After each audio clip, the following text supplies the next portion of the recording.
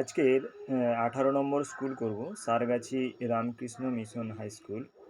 এর আগে 17টা স্কুল আমি করে দিয়েছি। তোমরা যদি কেউ না দেখে থাকো অবশ্যই দেখে নিও। আর আমার সমাধান চ্যানেলে যারা নতুন আছো তারা অবশ্যই চ্যানেলটিকে সাবস্ক্রাইব করে রাখবে। এরপরে যখন আমি ভিডিও দেব তোমাদের কাছে নোটিফিকেশান পৌঁছে যাবে। যদি তোমরা সাবস্ক্রাইব করে রাখো তোমাদের কাছে নোটিফিকেশান পৌঁছে যাবে। তো আজকের প্রথম কোশ্চেন, সুপ্রীত সুপ্রীত অঙ্কে 30-এর মধ্যে 27 নম্বর পেয়েছে। সে নম্বর পেয়েছে কত পার্সেন্ট?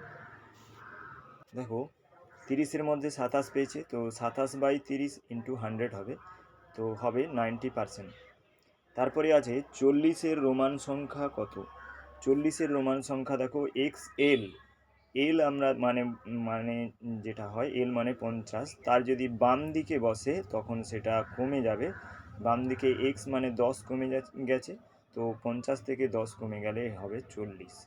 তারপরে আছে 625কে ভাগ প্রক্রিয়ার সাহায্যে বর্গমূল। তো 625কে যদি আমি বর্গমূল করি, দেখো এটা এই ডান দিক থেকে দুটো সংখ্যার উপর বার দিয়ে যাবে, তো লাস্টে 6 থেকে গেছে। তো এটা তোমরা করতে পারবে। এটা করলে দেখো হচ্ছে এটা 25। তো এ হবে অ্যান্সার, এর অ্যান্সার হবে। এরপরে দেখো একটি নিরেট চোঙের সমতল সংখ্যা কটা? একটা নিরেট চোঙের তল সংখ্যা আছে 3টি, দুটো সমতল দুদিকে এবং একটা বক্রতল যেটা পাশের। তাই নিরেট চোঙের যদি সমতল সংখ্যা জিজ্ঞেস করে তোমরা তাহলে 2 বলবে। এরপরে আছে বৃত্তের কেন্দ্রগামী জ্যায়ের দৈর্ঘ্য 15 সেন্টিমিটার। বৃত্তের কেন্দ্রগামী জ্যায় অর্থাৎ ব্যাসের দৈর্ঘ্য 15 সেন্টিমিটার। কেন্দ্রগামী জ্যায় এর মানে হচ্ছে ব্যাস।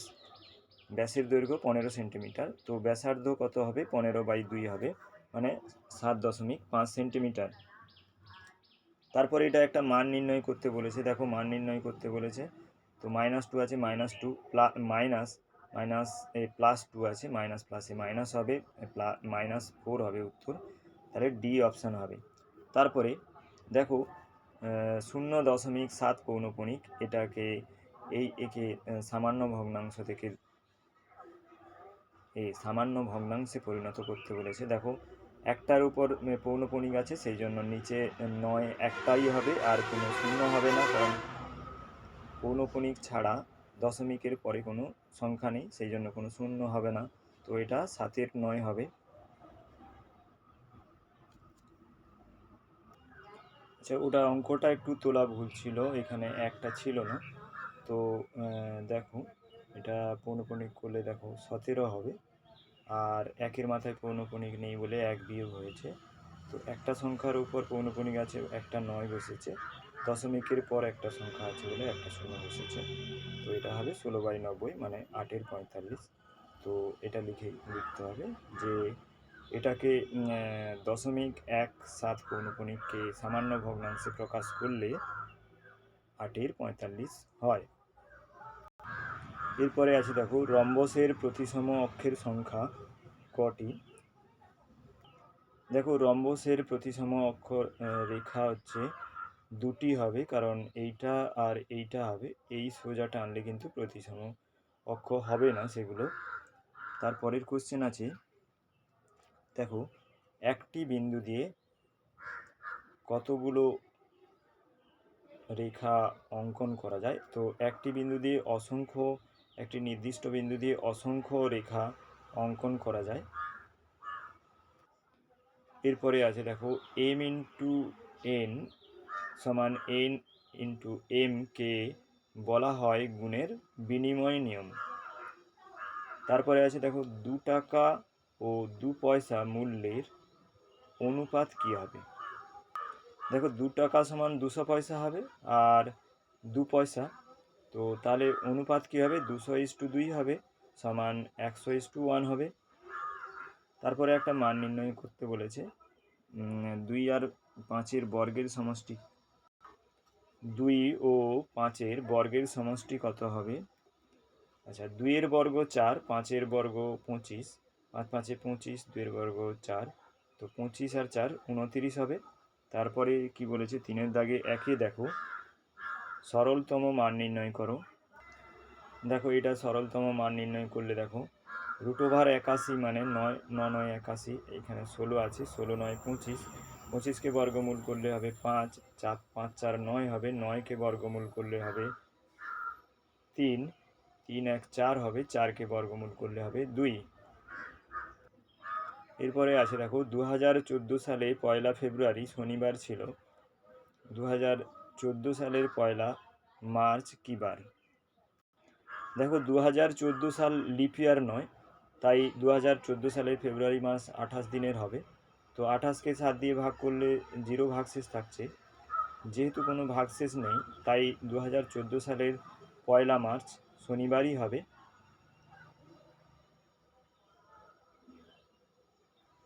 এরপরে আছে 54, 18 এবং x ক্রমিক সমানুপাতি হলে x এর মান নির্ণয় করো। দেখো এটা একটা ক্রমিক সমানুপাতিক। ক্রমিক সমানুপাতিক হলে কি হয়, প্রথম পদ এবং তৃতীয় পদ, প্রথম পদ এবং শেষ পদটার গুণফল মাঝের পদটার বর্গ হয়।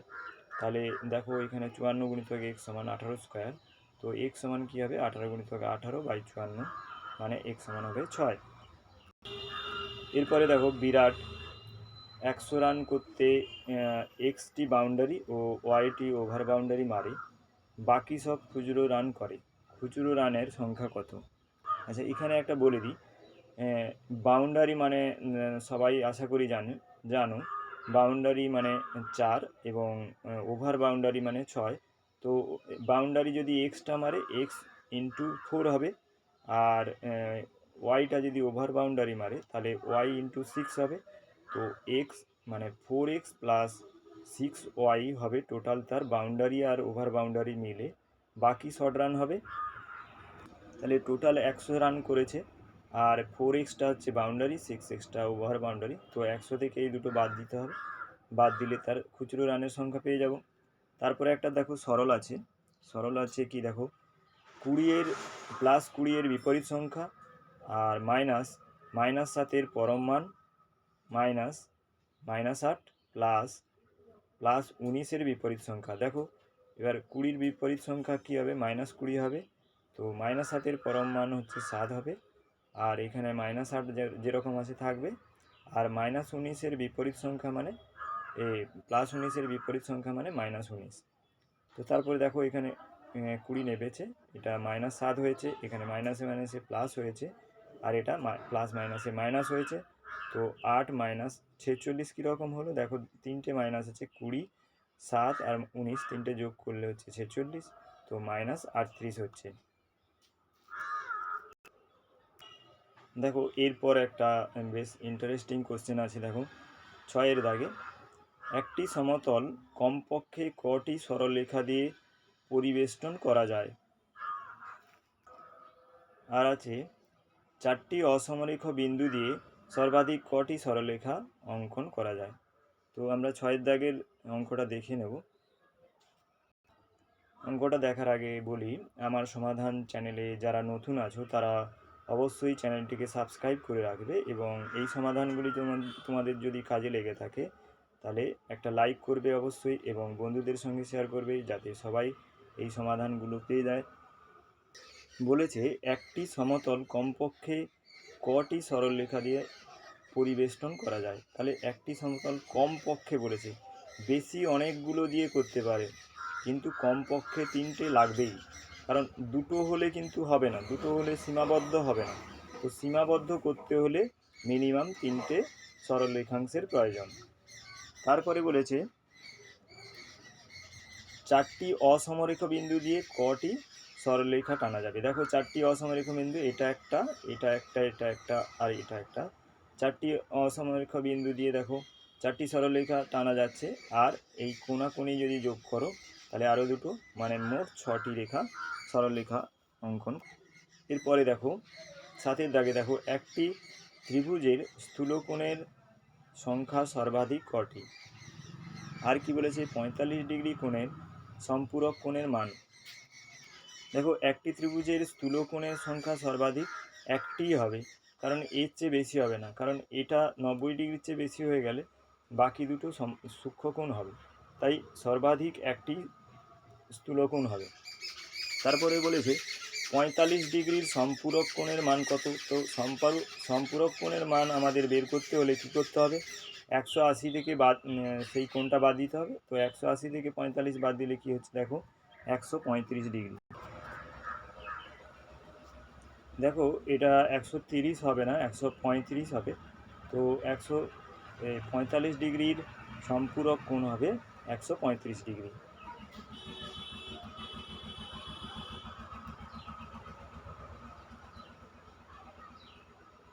তারপরে আছে দেখো 80 সেমি দৈর্ঘ্যের তামার তার বাঁকিয়ে বর্গাকার করলাম, বর্গাকার ক্ষেত্রের ক্ষেত্রফল নির্ণয় করো। দেখো 80 সেন্টিমিটার তারকে বাঁকানো মানে 80 সেন্টিমিটারটাই হচ্ছে তার পরিসীমা।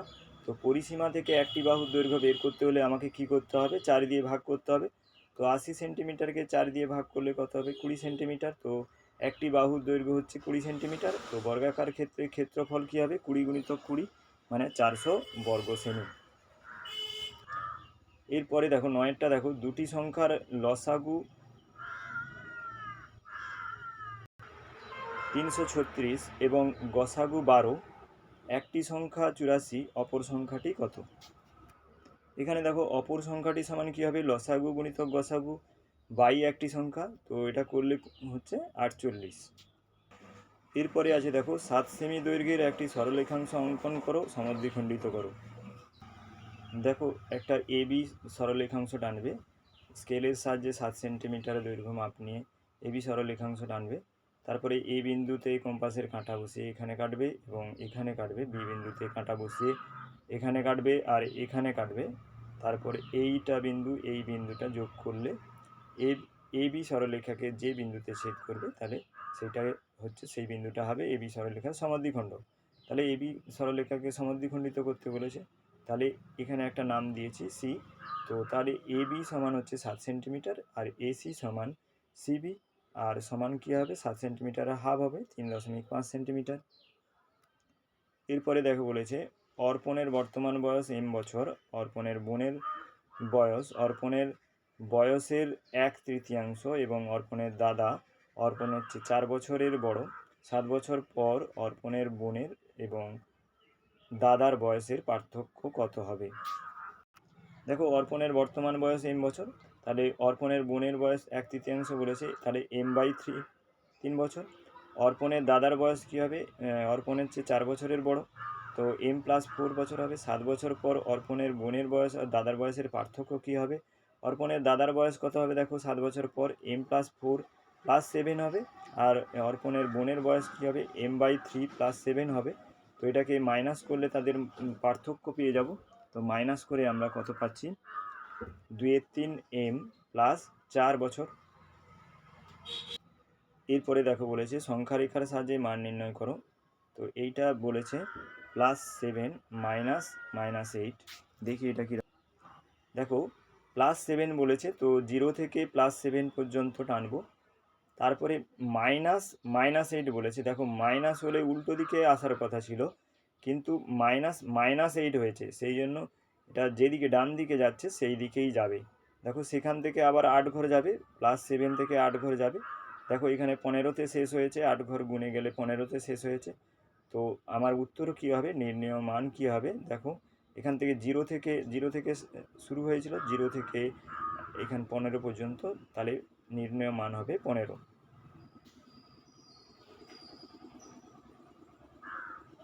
তারপরে বলেছে দেখো m সমান 4, n সমান 6, p সমান 2 হলে √m n/p + 1 সমান কত।